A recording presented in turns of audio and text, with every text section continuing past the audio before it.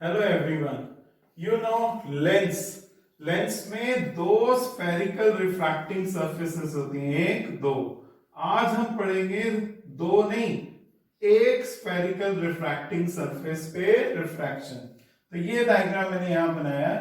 तो आज हम पढ़ेंगे refraction at convex spherical surface when object is in rarer medium. तो ये कॉन्वेक्स स्फेरिकल सरफेस हो गई, ये पूरा ग्लास हो गया जिसको हमने बोला है denser medium of refractive index μ2, और ये एयर हो गई of refractive index μ1 rare medium.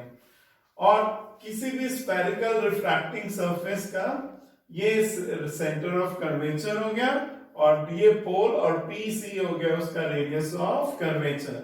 ये पॉइंट ऑब्जेक्ट ओ हुआ जिसको हमने रेयर मीडियम में रखा है। जनरली लेंसेज के क्वेश्चन में हम पॉइंट ऑब्जेक्ट यूज करते हैं, जो मैं आगे डेरिवेशंस और न्यूमेरिकल्स में यूज करूंगा। They make the ray diagrams easier to understand. तो अब ये पॉइंट ऑब्जेक्ट ओ हुआ, एक रे से सीधा चली गई और क्योंकि वो नॉर्मल के अलोंग है, और एक रे पॉइंट ए पर आई। अब पॉइंट ए पर मैंने क्या बनाया, एक normal bye joining it with centre of curvature. Spherical surface पे नॉर्मल बनाना हो किसी पॉइंट पर, तो उस पॉइंट को सेंटर ऑफ कर्वेचर से ज्वाइन कर देते हैं। तो ये नॉर्मल हो गया, and the angle between normal and incident ray gives angle of incidence. अब ये रे ऑफ लाइट जा रही है रेयरर से डेंसर में, तो इट बेंड्स टुवर्ड्स नॉर्मल, और इसलिए ये angle R, angle of refraction जो है वो एंगल ऑफ इंसिडेंस से छोटा है। अब ये रे, दोनों रिफ्रैक्टेड रेज इस पॉइंट पे मिली, तो यहां पॉइंट पे क्या बनाएंगी, इमेज आई। अब ये पीओ हो गया आपका ऑब्जेक्ट डिस्टेंस यू, पीसी हो गया रेडियस ऑफ कर्वेचर आर, और पीआई हो गया image distance V. In a triangle exterior angle is equal to sum of interior opposite angles. तो इसको प्रॉपर्टी को यूज करते हैं। सी दिस ट्रायंगल AOC, ये वाला ट्रायंगल दिख रहा है AOC, इसमें एक्सटीरियर एंगल इज आई, और इंटीरियर अपोजिट हो गए alpha plus gamma. So i is equal to alpha plus gamma. अब ये वाला ट्रायंगल देखो AIC, ये वाला, इसमें एक्सटीरियर एंगल इज गामा और interior opposite r and beta. So यहाँ गामा इज इक्वल टू क्या हुआ, गामा इक्वल्स टू हुआ r plus beta. So r equals to क्या है, gamma minus beta.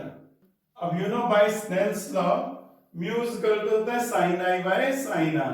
Now notice करो आई इज इन मीडियम 1, तो 1 में आई आएगा, और मीडियम 2 में आर है, तो 2 में क्या आएगा आर। तो म्यू 1 से 2 is equal to sine I by sine R. क्योंकि ये लेंस छोटा सा होता है तो उसमें आई और आर स्मॉल रहेंगे, और जब आई और आर स्मॉल होते हैं तो हम ये प्रॉपर्टी यूज करते हैं, sine I is nearly I and sine R is nearly equal to R. अब आई की वैल्यू यहां से लिख देंगे अल्फा प्लस गामा, आर की वैल्यू यहां से लिख देंगे gamma minus beta. Cross multiplication करो, ब्रैकेट खोलो, और ये μ1 गामा इधर ले आओ, μ2 गामा उधर ले जाओ। अब ये गामा हम कॉमन ले लेंगे और ये इक्वेशन बन जाएगी μ2 minus μ1 gamma equal to μ1 alpha plus μ2 beta. अब ये डेरिवेशन यहां रुक गई कि अब हमें अल्फा बीटा गामा की वैल्यू सब्स्टिट्यूट करनी पड़ेगी तो आगे जा पाएंगे। तो उसके लिए हमने क्या किया कि ये देखो यहाँ पे एक नॉर्मल बनाया from point A on principal axis at N of height h। अब ये देखो tan अल्फा क्या बन जाएगा, परपेंडिकुलर अपॉन बेस, यानी h अपॉन no। तो tan अल्फा हो गया h upon no। tan beta क्या होगा, perpendicular h upon base ni, h upon ni। और tan गामा क्या होगा, यहां से देखो tan gamma h upon nc, h upon nc। अब n is very close to p, तो हम no को नियरली po लिख सकते हैं, और ni को नियरली pi, और nc को नियरली pc। तो मैंने यहाँ n is very close to p, तो मैंने no को po लिख दिया, ni को pi और nc को pc। अब कि अल्फा बीटा, जैसे आई और आर वेरी स्मॉल है तो अल्फा बीटा गामा भी तो स्मॉल होंगे, तो ऐसे ही tan alpha will become nearly alpha, tan beta will become nearly beta and tan gamma will become nearly gamma, and in this way we get the values of alpha, beta and gamma. Alpha nearly h upon pu, beta equal to h upon pi, gamma is equal to h upon pc. अब ये alpha beta gamma की values को हम equation 3 में रख देंगे, gamma की जगह h upon pc, अल्फा की जगह h upon pu और बीटा की जगह h upon pi, तीनों में क्या हो जाएगा, कैंसिल हो जाएगा।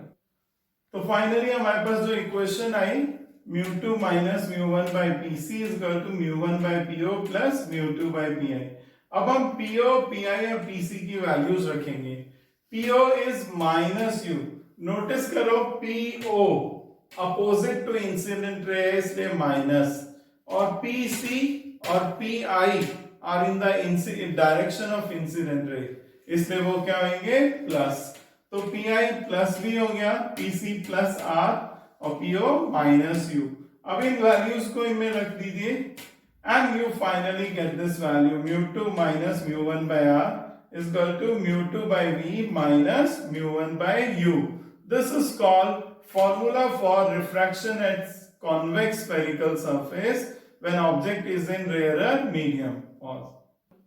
अगर rarer medium air है तो उसका refractive index mu1 will become equal to 1, और मान लो डेंसर मीडियम ग्लास का है और उसका refractive index mu2 equals to mu, तो ये वैल्यूज यहाँ रखो, mu1 को 1 बना देंगे, mu2 को mu, तो ये फॉर्मूला बन जाएगा mu minus 1 by r is equal to mu by v minus 1 by u। ये फॉर्मूला हम तब यूज करते हैं जब रेयर मीडियम एयर हो।